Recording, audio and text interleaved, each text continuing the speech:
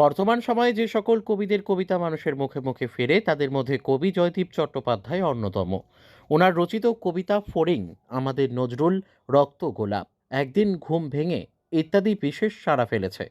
ওনার আরেকটি পরিচয় হলো উনি বিশিষ্ট সাহিত্যিক বঙ্কিমচন্দ্র চট্টোপাধ্যায়ের পঞ্চম বংশধর। ৪৩তম আগরতলা বইমেলা উপলক্ষে তিনি রাজ্যে এসেছেন। আজ উনি পুর নিগমে গিয়ে পুর নিগমের মেয়র দীপক মজুমদার, সকল কর্পোরেটরগণ সহ মন্ত্রী রতনলাল নাথের সঙ্গে সৌজন্য সাক্ষাৎ করেন।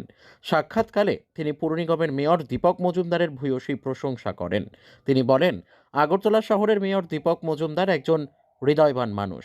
রাজনীতিবিদ হতে গেলে বড় মানসিকতার লোক হতে হয়। এরকম লোক রাজনীতিতে আসলে ভারতবর্ষকে অচিরেই একটি উৎকর্ষতার অভিমুখে নিয়ে যাওয়া হবে।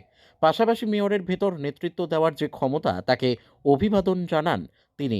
ওনার যেন সকল স্বপ্ন পূরণ হয়, তাও তিনি ঈশ্বরের কাছে প্রার্থনা করেন। Bureau report, news daily Bharat.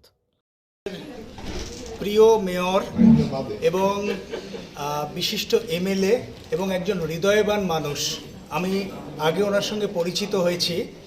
আমি ওনাকে একটাই কথা বলেছিলাম যে রাজনীতিবিদ হতে গেলে তাকে বড় অন্তঃকরণের, বড় মানসিকতার হতে হয়। তো দাদার সঙ্গে আমার আলাপ হয়ে আমার মনে হয়েছে যে এরকম মানুষ যদি আমরা পাই রাজনীতিতে, তাহলে আমরা ভারতকে অচিরে একটা উৎকর্ষের অভিমুখে নিয়ে যেতে পারবো। এবং ওনার মধ্যে যে নেতৃত্ব দেওয়ার, মানুষকে মোটিভেট করার যে ক্ষমতা, এটাকে আমি অভিবাদন জানাচ্ছি।